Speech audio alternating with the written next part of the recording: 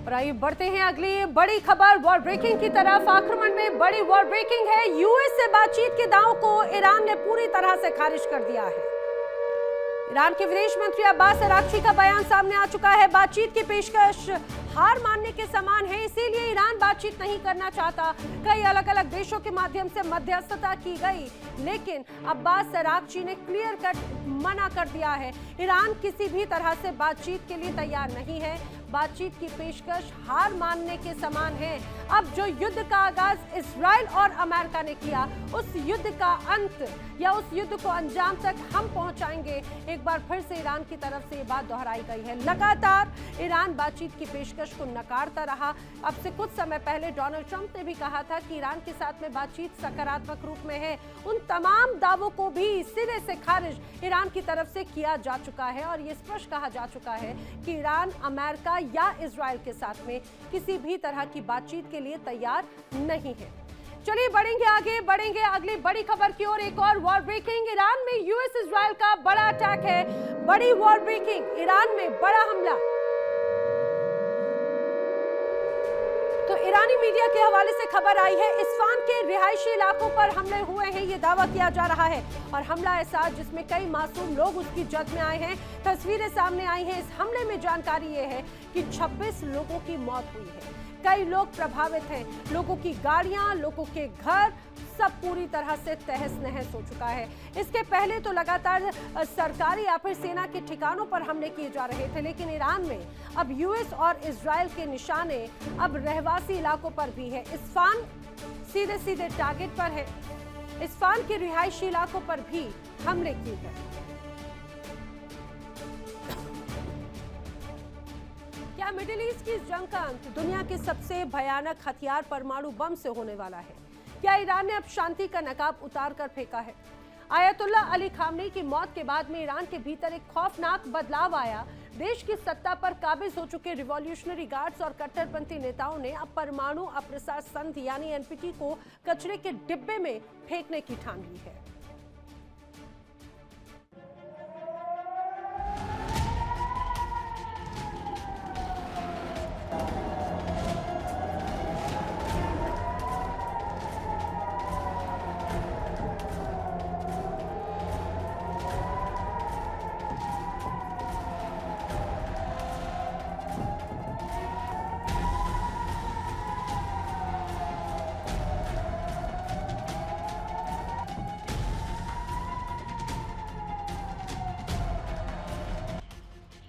Iran की सड़कों से लेकर सरकारी न्यूज रूम तक आज सिर्फ एक ही गूंज है, परमाणु बम।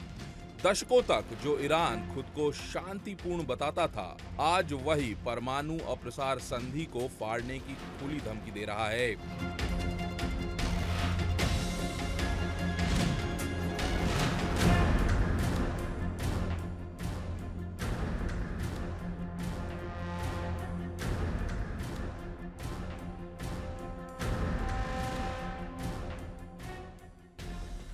रेवोल्यूशनरी गार्ड्स ने साफ कह दिया है कि ईरान को तुरंत एनपीटी से बाहर आना चाहिए।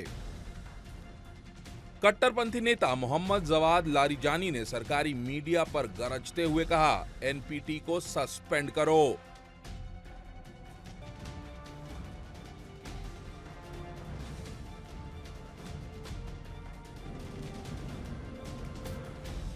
अगर ये हमारे फायदे का सौदा नहीं तो पश्चिम अपनी संधि अपने पास रखे। ये सिर्फ एक बयान नहीं है, बल्कि उस खौफनाक इरादे की झलक है जो अब ईरान की नई नीति बन चुकी है। समझिए ईरान में आए इस वैचारिक भूकंप को। अब तक ईरान पश्चिमी देशों को ये कहकर शांत रखता था कि परमाणु हथियार बनाना इस्लाम में हराम है। इसके लिए खामेनेई के उस पुराने फतवे का हवाला दिया जाता था, लेकिन अब तस्वीर बदल गई है। खामेनेई और उदारवादी चेहरा कहे जाने वाले अली लारिजानी के सफाई के बाद अब कट्टरपंथियों को रोकने वाला कोई नहीं बचा है। सरकारी टीवी पर नासिर तोरावी जैसे कट्टरपंथी खुलेआम कह रहे हैं कि ये जनता की मांग है, हमें हर हाल में परमाणु हथियार चाहिए। खामेनेई का वो अलिखित फतवा अब इतिहास के पन्नों में दफन होता दिख रहा है। इस पूरी कहानी में सबसे बड़ा सस्पेंस है मुज्तबा खामेनेई। पिता की मौत के बाद मुज्तबा रहस्यमय तरीके से गायब हैं। जानकारों का मानना है कि जब तक मुज्तबा अपने पिता के फतवे को आधिकारिक रूप से रद्द नहीं करते, तब तक ये असमंजस बना रहेगा।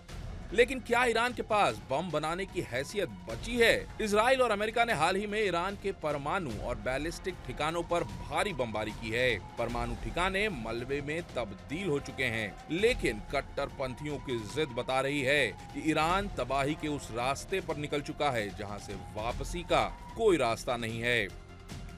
अगर ईरान ने परमाणु बम बनाने की दिशा में एक भी कदम बढ़ाया तो इजराइल और अमेरिका उसे नेस्तनाबूद करने में देरी नहीं करेंगे। क्या मुज्तबा खामेनेई अपने पिता की विरासत बचाएंगे या कट्टरपंथियों के दबाव में आकर दुनिया को महाविनाश की ओर ले जाएंगे? 6 अप्रैल की डेडलाइन करीब है और ईरान के इरादे खतरनाक हैं।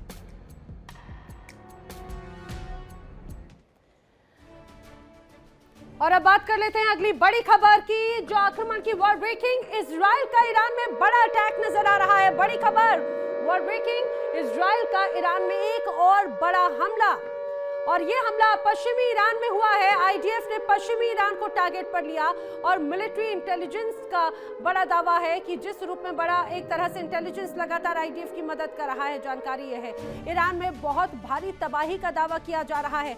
बताइए, देखिए तस्वीरें भी सामने आई हैं। इजराइल का ईरान में बड़ा अटैक है, पश्चिमी ईरान के इलाकों को टारगेट किया। मिलिट्री इंटेलिजेंस अब आईडीएफ की मदद कर रहा है, ये भी जानकारी सामने आ रही है और उसकी वजह से बड़े नुकसान की खबर सामने आ रही है। चारों तरफ तबाही का मंजर है, ड्रोन अटैक किए गए, मिसाइल हमले किए गए और अपने आप में उसके बाद की तस्वीरें जो शेयर की जा रही हैं, सैटेलाइट इमेजेस, वो ये दर्शाती हैं कि किस तरह से ये एक अलग साइकोलॉजिकल और प्रोपेगेंडा वॉर भी बनती हुई नजर आ रही है।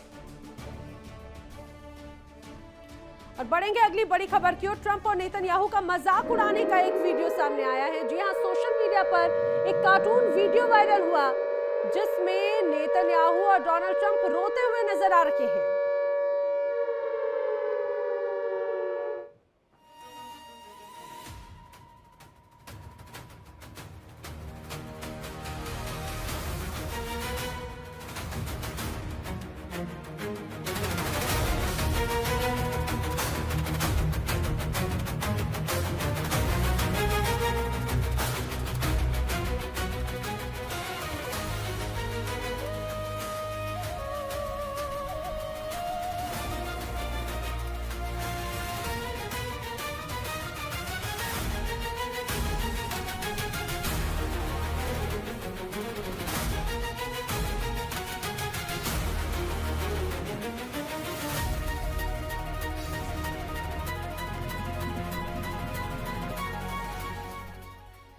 तो देखा आपने, दरअसल ये वो वीडियो है जो कि जारी किया गया ईरान की तरफ से और इस वीडियो में बाकायदा ईरान ने अपनी बड़ी ताकत को दर्शाया है, मिसाइल ताकत को दर्शाया है और बताया है कि कैसे अब इस जंग में चाहे बात नेतन्याहू हो या फिर डोनाल्ड ट्रंप बुरी तरह से फंस चुके हैं और तमाम प्रस्तावों को ईरान दरकिनार कर रहा है। जवाब सिर्फ मिसाइल से दिया जा रहा है। अब मिडिल ईस्ट की आग में एक ऐसा खिलाड़ी कूद चुका है जिसने व्हाइट हाउस से लेकर तेल अवीव तक हड़कंप मचा दिया। अगर इजराइल के साथ अमेरिका खड़ा है तो सवाल उठता है कि ईरान के पीछे कौन है। एक रिपोर्ट जिसने दुनिया को चौंका दिया। खबर है कि रूस ने ईरान की ओर मदद का हाथ बढ़ाया है। ना सिर्फ खाना, दवाइयां, बल्कि रूस अब ईरान को घातक ड्रोन की खेप भी भेज रहा है। क्या पुतिन और खामेनेई मिलकर अमेरिका के खिलाफ नया वॉर फ्रंट खोल चुके हैं? क्या यूक्रेन युद्ध का बदला पुतिन अब मिडिल ईस्ट के रेगिस्तानों में ले रहे हैं?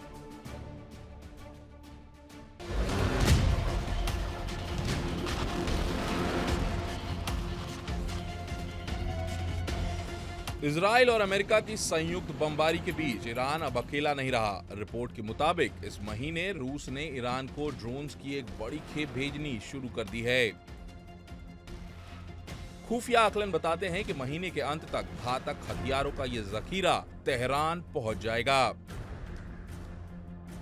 इससे पहले रूस ईरान को खुफिया जानकारी, टारगेट डेटा और सैटेलाइट तस्वीरें दे रहा था। लेकिन युद्ध शुरू होने के बाद यह पहली बार है जब रूस ने सीधे तौर पर ड्रोन और सैन्य हार्डवेयर भेजे हैं। रूस और ईरान के बीच ये बातचीत तब शुरू हुई जब इजराइल ने ईरान पर हमला बोला था। समझिए इस ड्रोन वॉर के गणित को। मिडिल ईस्ट की जंग में अब तक 3000 से ज्यादा सस्ते ड्रोन दागे जा चुके हैं। रूस खुद 2023 से यूक्रेन के खिलाफ ईरानी डिजाइन वाले शाहेद ड्रोन बना रहा है, जिन्हें रूस में गेरान 2 कहा जाता है। अब रूस ने इन्हीं ड्रोन्स को और भी घातक बनाकर वापस ईरान भेजा है। ये ड्रोन रडार की नजर से बच निकलने में माहिर हैं और ज्यादा विस्फोटक ले जा सकते हैं। एक पश्चिमी सुरक्षा अधिकारी का दावा है कि रूस ने गेरान 2 मॉडल की डिलीवरी शुरू की है। बदले में ईरान ने मॉस्को से और भी एडवांस्ड एयर डिफेंस सिस्टम की मांग की है ताकि वो अमेरिकी मिसाइलों को रोक सके।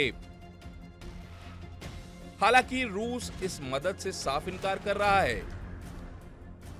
क्रेमलिन के प्रवक्ता दिमित्री पेस्कोव ने इन खबरों को झूठी करार दिया है।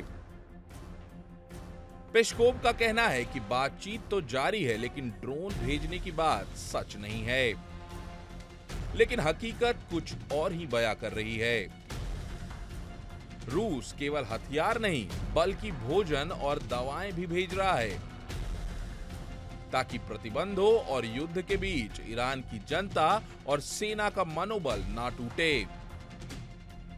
ये साफ तौर पर नया वर्ल्ड ऑर्डर है, जहां एक तरफ नाटो देश हैं और दूसरी तरफ रूस और ईरान का गठबंधन। अगर रूस की ये मदद जारी रहती है तो अमेरिका के लिए ईरान को झुकाना नामुमकिन हो जाएगा।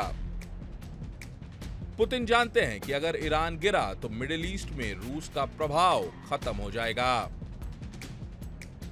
अब सवाल यह है कि क्या अमेरिका रूस की इस हस्तक्षेप पर कोई बड़ा कदम उठाएगा या फिर ये जंग अब तीसरे विश्व युद्ध की आहट है। देखिए इंडिया डेली 24/7 अब आपके स्मार्ट टीवी पर। इंडिया डेली मौजूद है सभी डिजिटल प्लेटफॉर्म पर लाइव और लगातार। इंडिया डेली 24/7 हर दिन राष्ट्र को समर्पित।